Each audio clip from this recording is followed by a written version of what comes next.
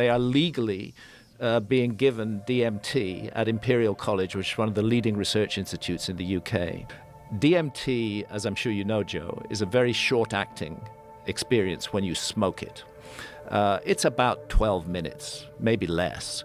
You're in there, you're plunged into a completely convincing, sometimes terrifying, parallel reality. It's so confusing, you hardly know what's going on, and then you're out again. But you come out with a feeling that something's been downloaded to you. In Imperial College, they found a way to keep people in the peak state of DMT for an hour. They're delivering it through drip, through timed release, and they're keeping the volunteers in an hour in that state. So they have time to find their way around the DMT realm that they find themselves in. And the astonishing thing is that these volunteers, both men and women, are all coming back with accounts of meeting the same entities and the same world. And they're actually looking at the experience itself. It's very well known, anybody who's used DMT, I've used DMT multiple times, is going to have entity encounters. They're going to meet entities who may sometimes look very weird. They may be part animal, part human in form.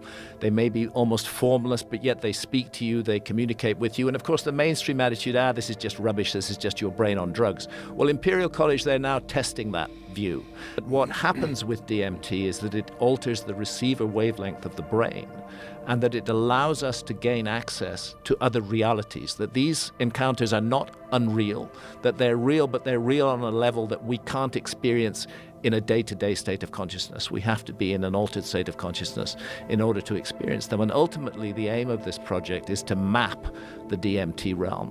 Right there in the DMT experience, inside our own heads, we have the opportunity to encounter another world, another realm, entities who are very different from ourselves and who have teachings to give us. DMT opens up literally a parallel world. When we do that, we find that there are unseen realities all around us that can be made visible in a deeply altered state of consciousness.